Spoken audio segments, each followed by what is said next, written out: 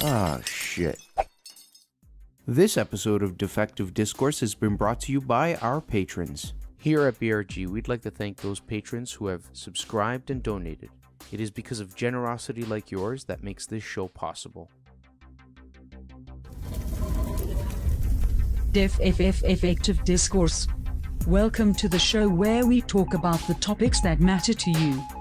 Video games, media, technology, all starting now.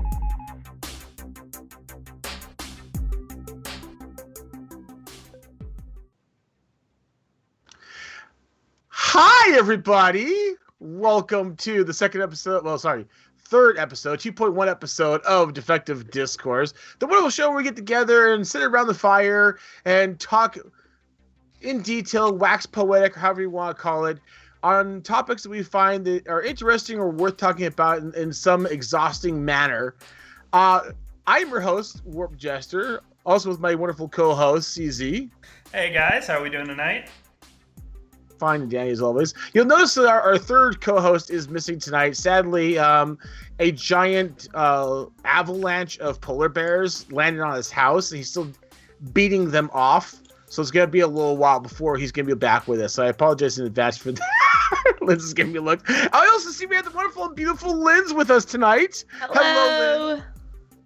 And last but certainly not least, we have a super special guest with us tonight. Although we don't have a perfect visual of him, but nonetheless, hi there, Mr. Asterios. Hey! I've heard you called by that and also by a certain pair of nuts. So I'm What? That's not me. I never said that. Boisterous coconuts is still a thing. Oh, well, I guess Still a that thing. is true. No, that is my nickname. Hi, hello. Hi. welcome to the show, sir. Glad to have you on. Thank you for having me. Asterios has been kind enough to join us, even though he's basically dying. I'm sick. Okay, I have to start. I didn't warn anybody that I was going to do this, but I have to shill, okay, because I'm loyal to Asterios right now for agreeing to do this. So, Thank you. Asterios, can we just get a legal debt update real quick? Okay, can I get a drum roll, please? My current legal debt is $26,000. Holy Christ. Which leads me to my next point. Patreon.com/Asterios is a site that you can go to. That would be really nice. I would appreciate that. And also, Asterios doesn't do podcasts like ours. He does his own stuff, like Asterios Kills a Kid and 5-Minute Podcast and Porg Chatter. And there's also a show called Waifu Wars, which is hilarious. And he also streams on Twitch. Now that that's out of the way, you can speak again. Oh, well, thank you. I mean, promote at the top of the thing. It's probably the best way. Anyways, guys, just so you know, we are a small part of the bigger whole, which is the Ball Rocket gaming community. We are a gaming community. It also happens to do media stuff like this, but we are kind of devoted to gaming. We actually have people that, strangely enough, actually do gaming stuff. So you'll certainly find all the details at the end of the show. However, you can cheat and look down below. We have all the links down there as well. So definitely encourage you to make sure you check that out if you can't stay for the show. Tonight, ladies and germs, we're going to be talking about a very important and very serious topic, which is basically gaming and mental health. Now, for everybody makes assumptions here, we are going to talk about the whole gaming and violence thing, but that is only one small piece of the puzzle. So there is a bigger whole to the conversation in terms of relation of mental health and gaming effects on mental health and all those different factions. So we are going to be diving into that tonight. And I'm going to wager this is going to be a pretty in-depth conversation. So I'll be definitely curious to see what people think. And again, a reminder, guys, this is a roundtable that does include the chat room. So please do speak your mind. Give us your thoughts and opinions on the topics as we're going through them. And we will try to help you guys play along at home. There's maybe a way that somebody can drag links into the chat so they can click on them maybe or something like that so they can read all the in-depth and wonderful articles that we have because, man, there's a lot of words in some of these. CZ, you And want to some dive of those into words this? are actually English. Well, English, but some of them are medical speak, so that's a whole nother language. Yeah, no kidding. Anyway, so to start us off tonight, we're going to go ahead and dive into the beginnings of it here. Now, again, there is kind of a wide breadth of conversation to be had here, and you can almost dive in anywhere on this, but I'm gonna kind of dive in the order we have them here because this is worth kind of bringing up, and the whole aspect about video gaming as a disorder now. Now, to be clear, the idea of something being a disorder is actually a recognized disorder in the World Health Organization of diagnostics. They actually have a manual, and they actually give a code, if you will, to situations, and they have specifically identified video game disorders. So bear this in mind. This actually happened as of this year in 2018. The general outline to this is when any behavior starts to interfere with somebody's life, or enters the realm of a psychological disorder. So when something literally affects you, like you are missing work, you are peeing yourself, so you don't have to leave your computer, things like that. Well, to be fair, it was an Xbox. Because that makes is it basically it's there's a diagnostic criteria for it. Exactly. Yeah. So there is a actual definition now. It is actually acknowledged. So that's the whole basis here.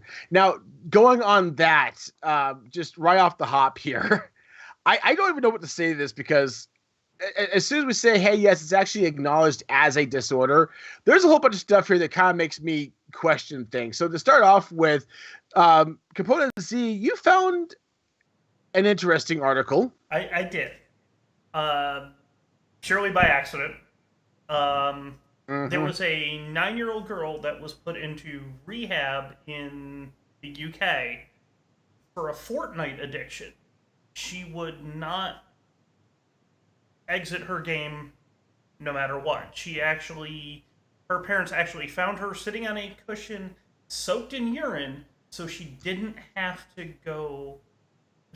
get up and leave the game.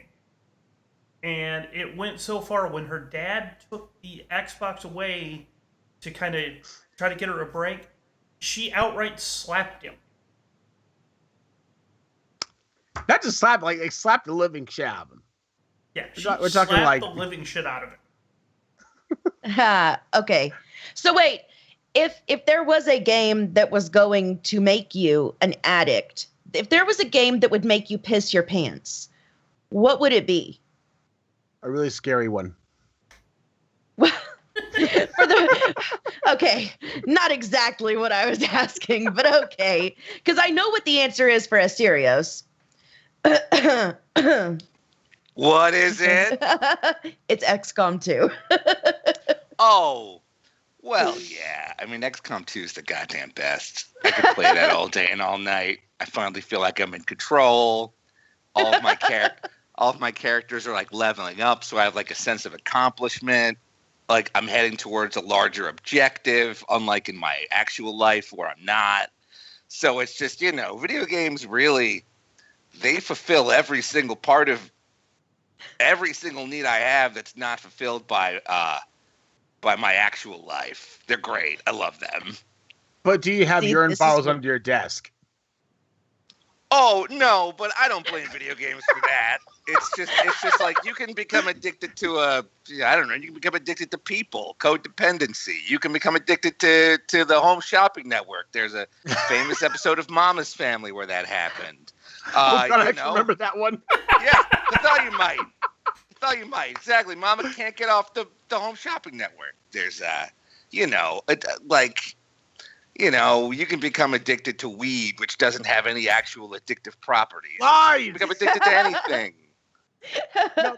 So that is a good point. That's something I want to steer us towards here. Just get a mindset about this. Is again, there is a identified gaming disorder, game addiction disorder. But that said, as you pointed out, there are plenty of other things that people get addicted to. There are people who are addicted to Facebook. There are people who are addicted to the weirdest things, like eating cat hair or drywall. I mean, well, sexual addiction is a medical condition. Yep, absolutely. Thanks, Z. What? My doctor said it was a medical condition. That's a good point. Diagnosing an addiction disorder versus, addicted to. But the point to be made here is that while I understand that they want to identify the kind of individual factions of this, it is worth noting that this isn't just a, oh my God, games are evil because you can become addicted to games. You can become addicted to anything. This is just something else you can get driven into. And this is not a new thing. We see people who are addicted to slot machines, and they are effectively a video game in a sense in that regard. So this is nothing new. It's just now they've kind of subcategorized that particular element of it. So yeah. So, question: do you think that actually having a criteria in the DSM is going to increase this kind of negative connotation that some people have with people who play video games? Oh yeah. Oh, absolutely. Absolutely, because once you definitively and in an official capacity note this in any way, shape, or form, there are going to be plenty of groups out there that are absolutely fanatic about how horrible video games are, the ultra-conservative groups that are going to latch on to this. And look, it's a medical proven thing. And this is why I'm trying to pull our heads out a little bit and go, look, it is just one tile in a huge floor, Right. Don't focus just on it. And that's where it kind of weirds me out, is because people are very, very quick to jump on the bandwagon whenever something like this comes up and go, see, we told you. You should go burn your Xboxes right now. Right. And one of the biggest things that I focus on when I look at this issue is the fact that there aren't actually a lot of studies about mental health as it's related to gaming, just like there aren't about violence in gaming either. But there are a few studies that are out there, very small sample sizes, not repeated at all. And it's, there's really not enough research out there to make a determination one way or the other about the impact that video games have on people in general. You mean other than the study, a series of experiments with more than 3,000 participants that once again demonstrated that video games have no concept of priming players to any particular mentality, violent or otherwise? That's one of the best studies out there. There are some of these studies that have 36 participants. Like, you shouldn't have published, my dude. Yeah. To be fair, anything under a 100 count sample size is sketchy at best. I would say even 100 is really small. You're looking for a sample size that reflects the entire population. You want to have a few thousand. I don't disagree, but anything less than, say, 100 is... 100 is sketchy at best, but anything less than 100 sample is it doesn't matter the stacked number of the sample, whether it's 5 or 50 or 500. It's a matter of the entire population that is affected by that aspect. And there's how many gamers in this world? I mean, we are talking about millions of people at the very least, if not a billion gamers out there in some capacity. The gaming industry is now more profitable than Hollywood. Yeah. And so to that end, a 100-person sample size isn't even a drop in the bucket. Right. So, again, it's relative. So I don't know. I mean, when it comes to the aspect of doing these type of studies, I'm just Asterios, I'm curious if you've ever given much thought to this, or you've ever looked at any of these kind of news items when they pop up and look at the articles, or just kind of roll your eyes and go, yeah, this is a tired subject that we've heard for how many years now? Well, I mean, for me, it's the only people that really talk about this are people who are trying to scare their constituents. I don't know, people were really scared of Four Loko too. Like, remember how fast Congress moved to ban Four Loko. They move To like be lightning. fair, Uh-huh. that stuff's bad. Well, yeah, but cigarettes are bad for you too, and we still sell those. You know, alcohol is bad. Everything's bad for you. They're like, we should all be wearing sunscreen. The sun's bad for you. Everything's bad for you. Like I feel like the only people that talk about violence in video games are people who are just kind of trying to trot out a very old song to scare very old constituents into voting for them, and then like nothing gets done. I mean, what was like the last serious video game legislation was probably the video games rating system, which was in the 90s. And like after that, has there been anything? Yeah, the ESRB, which is not a government entity or government oversight in any way, but was created to stave off government intervention because there was a big scare. The government's going to come down and say, yeah, we're going to go ahead and impose our ideas of what's right and wrong. That could have gotten ugly real quick. No, I mean, it absolutely could have gotten ugly. It's like, you know, but Zuckerberg in front of Facebook could have gotten ugly. I feel like once an industry is profitable enough, Congress is just kind of like, they seem all right. I mean, like again, you know, cigarettes and alcohol, incredibly profitable. Don't video games make more money than like every other type of entertainment combined when you don't account for pornography? That's a very important distinction. Yes. That is an important distinction. No, you're absolutely correct. And to that end, one point I do have to absolutely agree with you on is that this is a big topic, especially around when there's politics coming up, whether it's elections or campaigning, whatever. And I think I think if you look back through it, you're going to find more often than not, that's usually when this comes up, because it has kind of an annual cycle of events when it pops up, and it usually is right around then. So I think it's more of a tool than a condition, to be honest with you, because it's convenient. It's definitely something that, at least for the moment, doesn't span a generation, and so you can use the generation that doesn't understand to scare them into going your way. Yeah, I think that's exactly the case. Like, it's a way to essentially get out there and beat the drum that I care about kids and I care about their safety. You know, do it for the children. Yeah, exactly. But you know, I feel like there's kind of two issues at play here. You know, the first being, you know, should the government intervene in this stuff? But the second being, is video game addiction a condition worthy of listing in the DSM? And I definitely think it is worthy of listing in the DSM, just because of how readily accessible video games are now. Like, they're on your phone. You know, we all hear the stories of like the people addicted to Candy Crush and addicted to, you know, Farmville and all that. Like, they're on Facebook, they're on your computer, they're obviously on your video game system. It's just like it's like video games are fucking everywhere. And I do think that, you know, when you got a little girl wetting herself because she can't stop playing Fortnite, you know, it might be nice to have something that we can attribute that to that isn't just like dementia or mania or schizophrenia. It's like, no, she's addicted to this thing. She's getting dopamine. Yeah. You know, when she kills somebody, she gets a little bit of dopamine, and then now she's addicted to that little hit of dopamine. Yeah, I mean, you know, I think it makes sense. I agree with you. I actually, for a moment, I actually want to come back to this 9-year-old girl that was so addicted that she peed herself to leave and slapped the crap out of her father about it.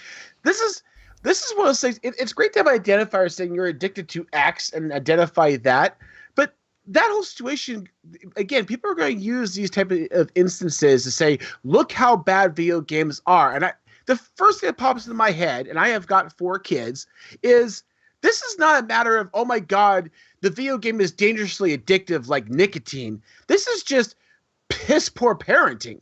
Yeah. If you've left your 9-year-old daughter in front of an Xbox on a shoot 'em up game long enough that she can become that addicted and piss herself in the process, you're a shit parent. I'm sorry. I hate to be mean here, but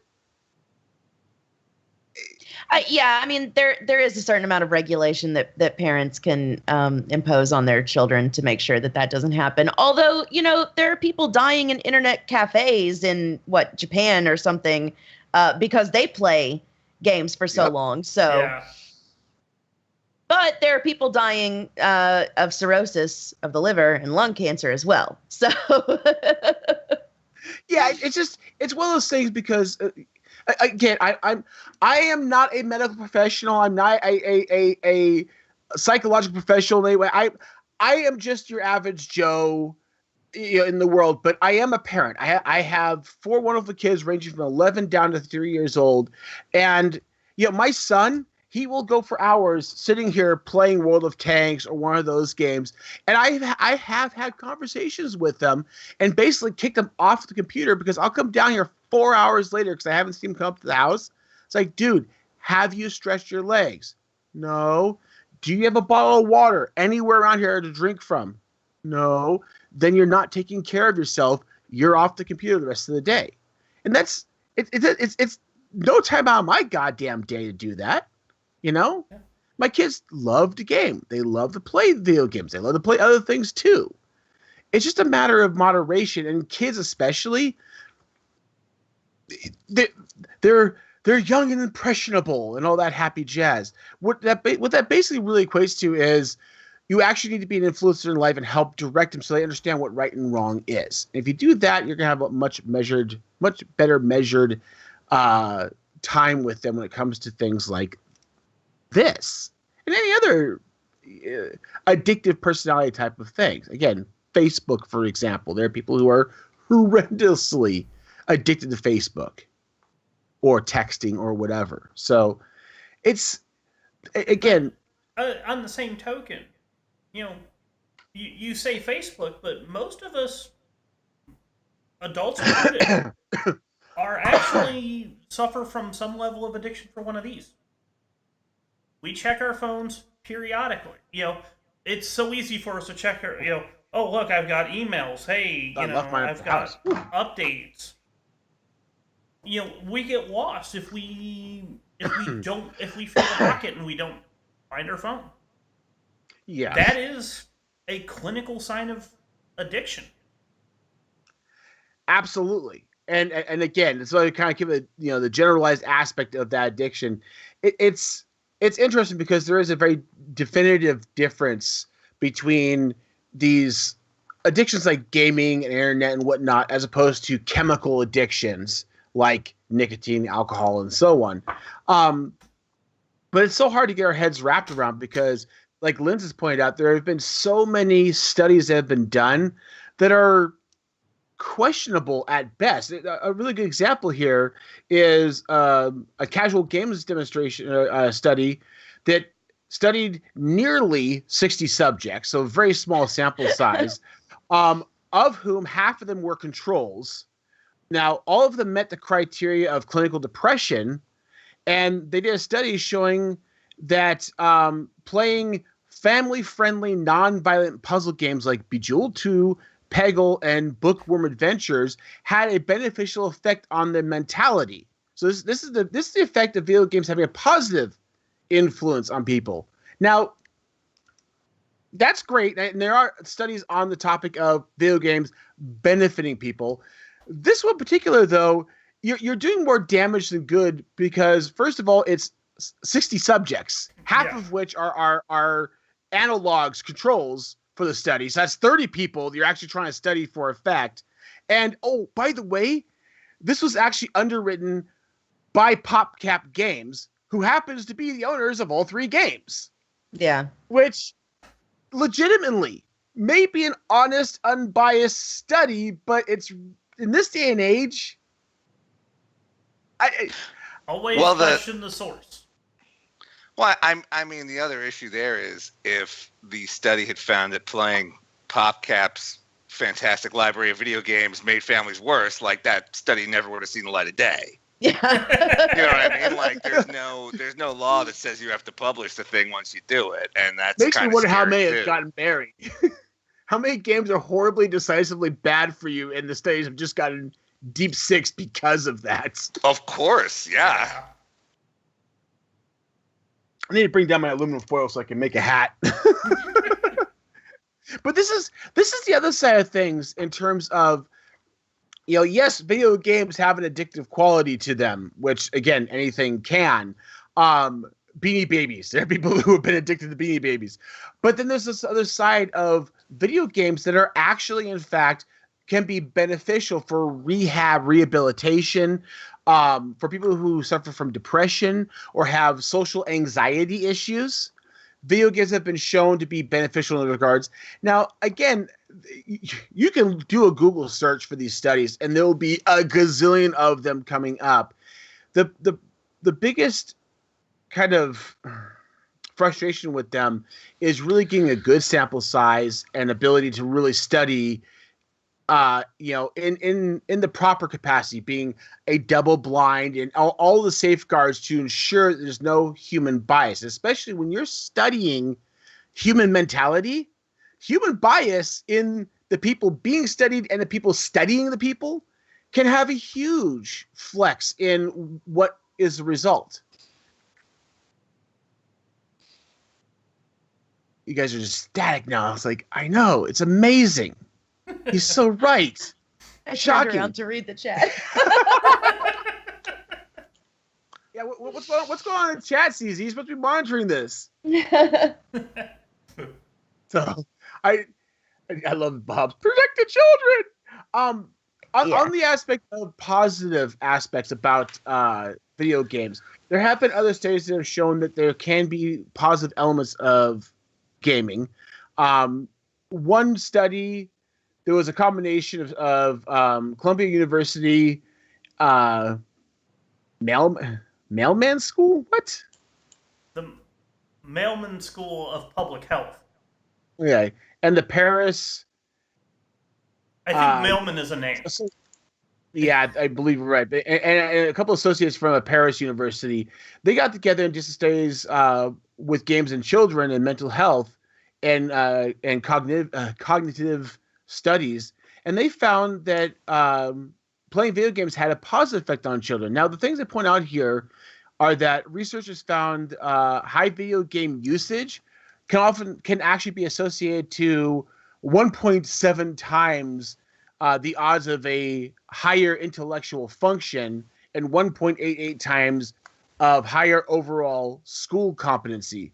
Now, this is a little bit odd to me because when I was kind of looking through the study and trying to wrap my head around it, the first thing I noticed is they're saying kind of like if they play games, there may be association with them having a higher intellectual function. This is not the way they described it in the article. Wasn't so much that games had an effect of making them cognitively more intelligent. It's just like people who are more intelligent tend to play games. I could. How is? Well, I absolutely could, but I mean, how is this a relevance? What does that have to do with the effects on children? So I mean, there's a little more detail in there in regards to who they were studying. But there was the one thing that stood out to me was there was no significant associations with children's mental health problems as reported by parents or teachers. So the parents and teachers saying, I'm not seeing little Billy having any issues with her homework or lashing out and slapping the crap out of her father because he tried to take her Xbox or anything like that. So again, lots of studies out there for this. Yeah. Well, I think like most of the stories that people are going to have are anecdotal because there's a lack of. It's hard to do a study on gaming because there's a lack of consistent terminology between genres. There's an ever advancing technology. I would imagine it would be difficult to put together a sound study and then to also be able to repeat that. So most people just rely on personal experience. And I think that, being a person who likes to escape to games, being a person who thinks probably too much and has cyclical thoughts and, doesn't want to shut the brain down, who turns to gaming for that, I think that everybody who plays can probably cite some kind of positive experience that they had from playing a game, shutting out the real world for a bit. And then, of course, you know, if you are man enough or woman enough to admit your flaws, then you can probably cite a few negative experiences as well. Like that time that you called in sick so that you could play a game all day. I wonder who did that. EverQuest. To be fair, though, and I have actually seen some of the positive impact that gaming does have on people. I know some people that are very introverted. Mm-hmm. So talking to people that they don't know doesn't happen. Like, absolutely does not, you know. In fact, I went to school with a guy that when we went to, like, McDonald's, one of us in the group would have to order for him because he couldn't talk to the cashier unless somebody that we went to school with. I used to be a shy boy. No, he was very, he had a very high social anxiety. But when he started doing online gaming, he got really involved with big clans, talking on TeamSpeak, Mumble back in the day, and it really brought him out of that social anxiety. He does a lot more with people in general now. Mm-hmm. Well, and to that end, though, let's talk about that, because we talk about how, you know, video games can have general behavior health, both positive and negative. We talked about the fact that it can be addictive. We talked about the fact that it can be therapeutic for people in terms of helping with depression. Again, ton of studies on depression and anxiety. Playing video games can help reduce that. There have been a lot of, I know there's been articles regarding soldiers who have come back from wars with depression issues and oh, Jesus Christ, what's the damn post-traumatic stress acronym? Disorder, PTSD. Thank you. Who've come back with those issues and they've done video game therapy to help them resolve or work through that and feel better. So there's that aspect. But the other thing we really haven't talked about is the aspect of community around gaming. And for example, look at our community, for example, Bottle Rocket. I know a breadth of great people and social groups that, yes, there's a possibility I could have just randomly come across you guys in some other manner, but gaming happens to be a common platform we have an interest in, and you create a community around that. It can also be a community that's based around not only the game itself, but also the people, community built around people. And a great example is our guest here tonight, because I'm pretty sure when you log on to Twitch, you've got a huge following of people that like to follow and talk with you, as well as talk with each other in the chat. Well, I mean, I have to say, like, it is. I didn't quite understand Twitch and like what the deal with Twitch was until a fan of mine sent me a PlayStation, because he was like, "You got to be on Twitch." So like a dude like sent me a PlayStation 4. Like I hadn't played video games really since I was a teenager. Like the last system I'd owned was a Nintendo 64. But the thing I like most about Twitch is that you get to hang out in a chat room with a bunch of people and just like talk to a bunch of people. Like I realized like only after kind of engaging in Twitch that it's not about the game, it's about like the people that like you're chilling with. So I mean, I definitely have to agree. I think that games can be a positive social force. Absolutely. Yeah. I'm curious. I'm gonna throw us off the rails for just a minute here, because here we go. Oh dear. What do you stream generally? You know what? I've only been streaming video games for just about the past 2 months. But I've been playing a lot of XCOM 2. I've been playing a lot of FTL, Stardew Valley, and now friends, people are sending me games to try on Steam.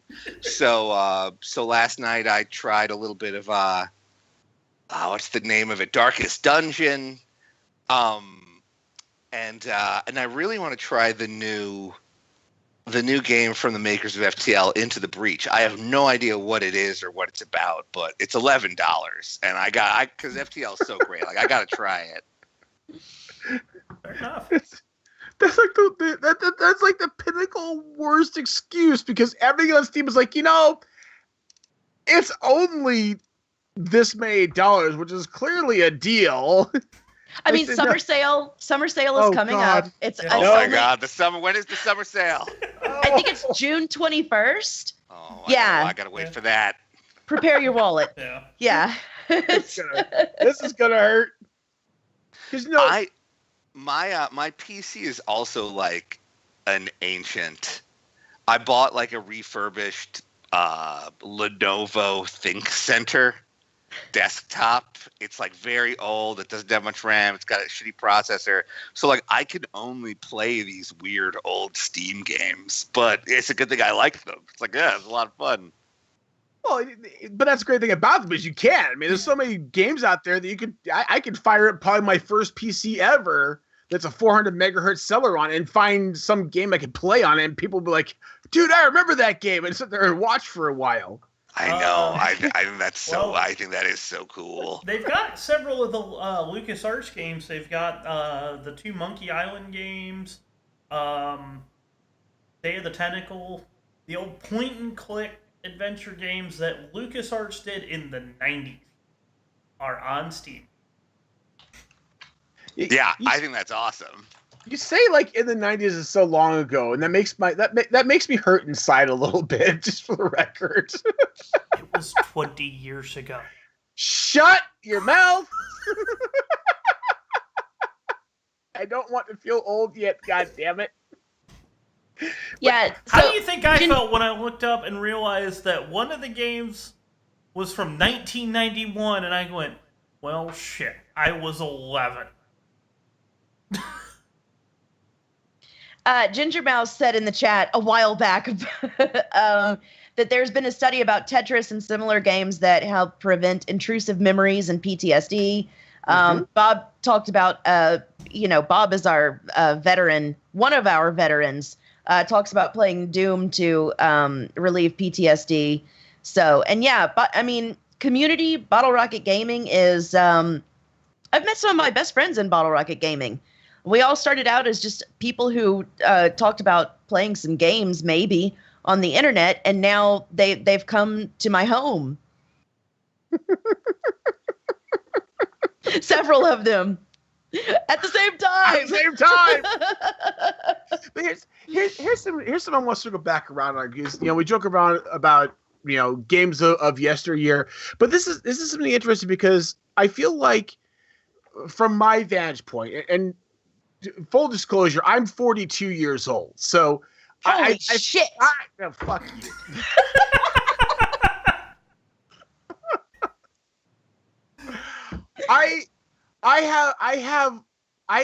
I've had games since I was knowledgeable of them. From literally a little game that you put batteries in it, and it had a film. There was a racetrack that went around. You had a little car on a wheel on a stick that went back and forth. To playing the Atari, to playing Nintendo up, from the beginning through 64 and then skipping to the Wii. I have been there as being that kid who, to be fair, was kind of addicted to video games. Every single weekend, I'd go wake up my dad way too early because he works grave shift, and bum a 20 off him, ride my bike down to Aladdin's Castle Arcade, and spend the entire day down there plunking down all my tokens on Spy Hunter, on some pinball games, Gauntlet, you name it. And it was unhealthy how badly I wanted to do that every week. So, I mean, I've been there. I've been, sucked into video games. I think I came out of it pretty well-rounded. Accurate, Bob. I do think we need to get a rocking chair and Geritol for Warped.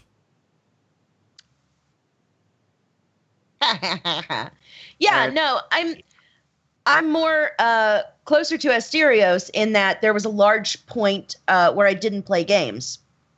Danny, my little brother, always had systems growing up, and I played some of those, and then I became a teenage girl who had better things to do than play games. And Sorry. that lasted into my adult life. But now that I've started playing again, every time that life just utterly falls the shit apart, I just open Steam. What else are you going to do?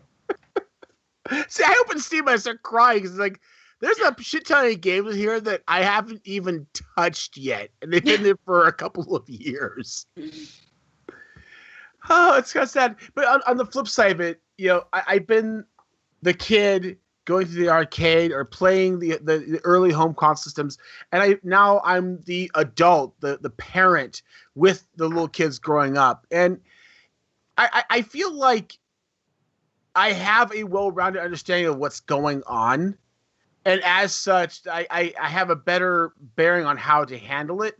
And I'm kind of wondering if a lot of the hysteria on the negative side of things just simply comes from, again, talking about what we talked about before, a detachment from understanding as opposed to any kind of definitive result people can actually equate to. And I hope, kind of going off what Asterios is saying, using this as a political cudgel to beat people with, to gain ground in a political fight, I would kind of hope then by that logic that at some point here, our grandparents and our parents' generation are going to die off enough that that's no longer a relevant point and that there'll be something better out there to go after.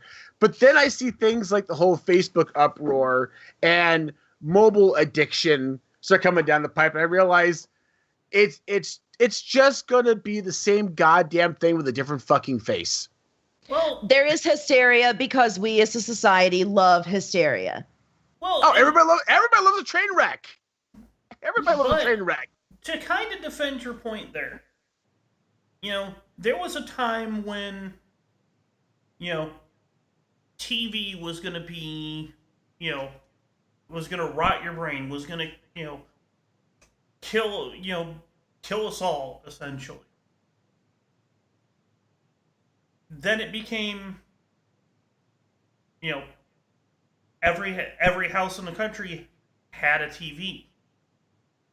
Now it's like every house in the country has more than one TV. And obviously, yes. Even in the gaming world, we've gone from, arcades to home consoles. We went from arcades where we all got together as a social environment to play games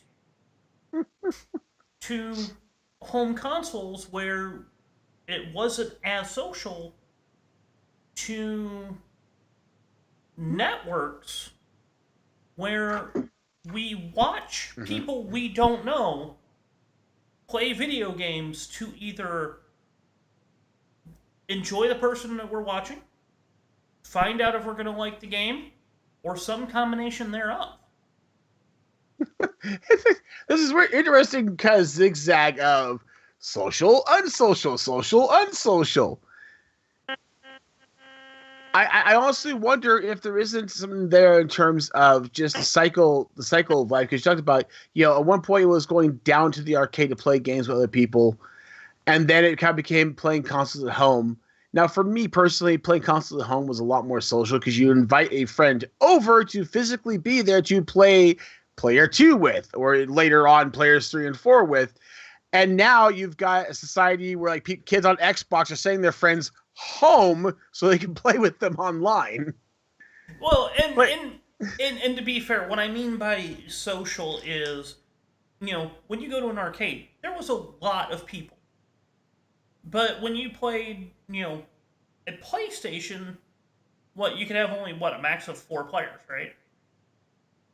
Oh, yeah, but usually those were like 3 other friends that were friends that I actually were to hang out with. When I went to the arcade, it was adversarial because every person you played with, it was a new challenger has arrived, and that guy was an asshole, or you just fucking dominated him, so he was a pussy. I mean, it's a different environment.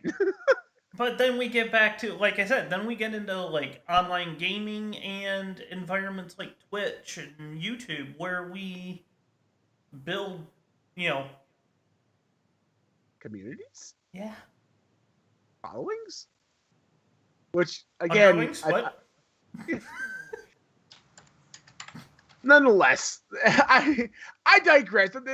At this point, like I said, getting back to the original kind of summing it all up here is, again, I think really and honestly what it comes down to is video gaming addiction is just another addiction that's come down the pipe from, TV addiction to, addiction riding horse and buggy or whatever it was back in the beginning.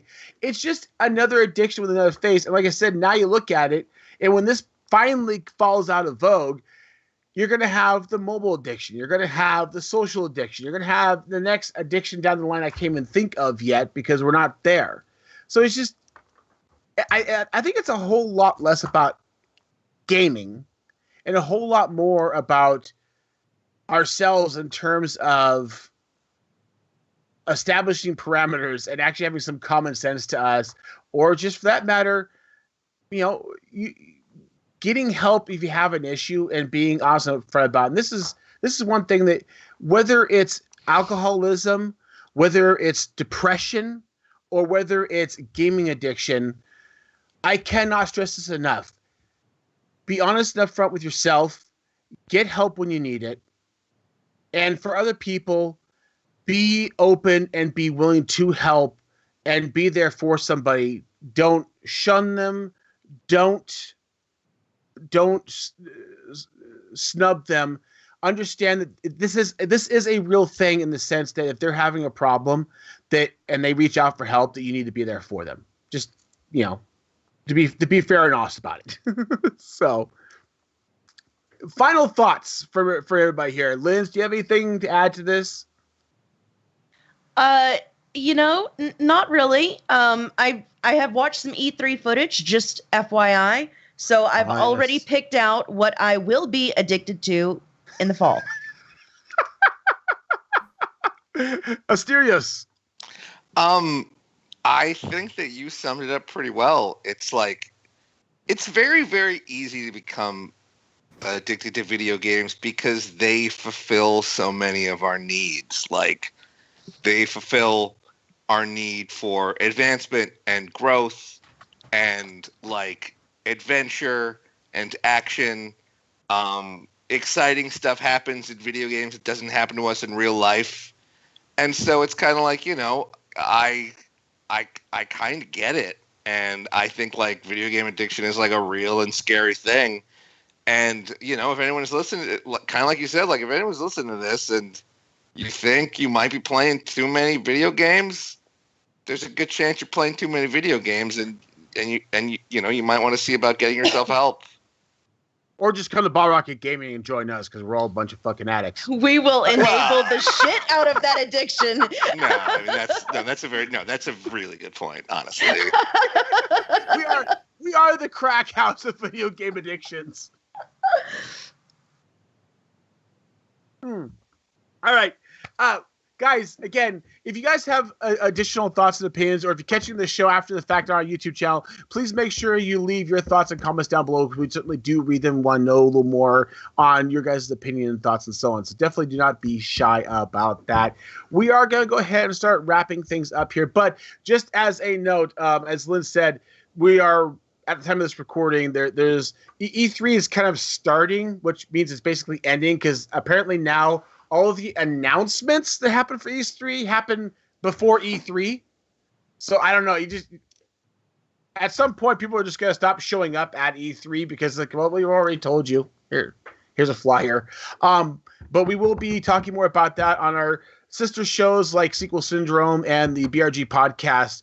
We'll definitely be talking a lot more about the E3 stuff. So if you're interested in that, please make sure that you keep an eye for those shows both here on Twitch and on the podcast. And more so and more importantly, if you really want to know all there is to know about the meaning of life, then you definitely want to make sure that you track down and stalk our guests tonight on every form and function you can find them on, from Twitch to Twitter to everything else. What is the best way for me to stalk you? I would definitely say you can catch me on Twitch every Monday at around 8 o'clock Eastern. That's at twitch.tv/Asterios Kokkinos. And other than that, I'm on Twitter at Asterios. And just if you Google me, I'll come up. And I've been doing a lot of comedy on the internet for a long time, and it's a lot of fun. Go figure. Comedy is fun. Yeah, comedy's not bad. I like comedy. It's better than misery, from what I understand. Yeah, you understand correctly. That is absolutely the case. Oh, thank God I got something right in this scroll. It took me 42 years. Yay! Oh my God. Anyways, guys, as always, we do appreciate your time.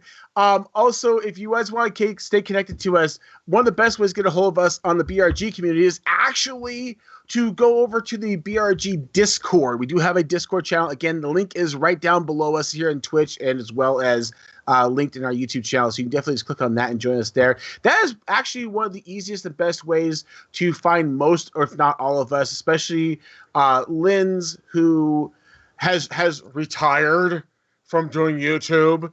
I don't do YouTube anymore. I am on Twitter, though. She is on Twitter, and she's always harassing everybody here and whipping them, making all of us her subs. You could do Twitch. That's okay. Linz. I'm okay. Linz. I'm all right. Linz. I'm okay. Linz. I'm just gonna shit post on Twitter, okay? That's what I'm gonna do with my life. You could stream at the on the BRG Twitch channel. Don't even need your own channel. Yeah, I'll consider it. Anyways, also, my cohort here, CZ, you can find him not only here on the wonderful BRG network, you can also find him screwing around on his own Twitch channel. He does do things on occasion. He has a cat cam, so if ever there was a reason to go watch somebody on a Twitch channel, it's for a cat cam. Yeah. I'm still saying, man, harness and mobile camera facing the cat's butt. Just have cat butt cam 24/7. You'd have a ton of followers. I'm telling you. Yeah, it's still not gonna happen now. I'm trying to make you rich, God damn it! Some people are just so not helpful. Anyways, guys, that's all we have for tonight. If you guys ever want to share your thoughts and opinions on the show live, let us know. We'd love to have other guests on, and we certainly do welcome people to actually come on comms with us and chat with us, much like, again, our wonderful guest tonight being Linz Asterios. I'm pretty sure we'll probably scare everybody off now, but nonetheless, if you haven't stuck around this long, make sure you check out all the links down below. And if you want to help us out, there are many ways to do that. Obviously, tell a friend. We appreciate that. We also have a Patreon and PayPal account. So if you want to support us monetarily, you can head that way and check things out. And you can just come up and say, hey, I want to help out. What can I do? And we'll be more than happy to hand you a broom or a mop and tell you where you can go stick it. Among other things. Anyways, guys, thank you so much. And we'll catch you guys, technically next month. Technically. Yep. Have a good night, guys. Bye, guys. Bye. Bye.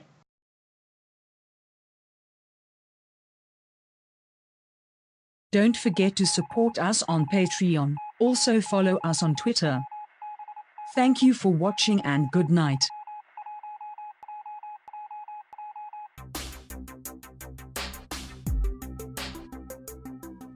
Cheerio.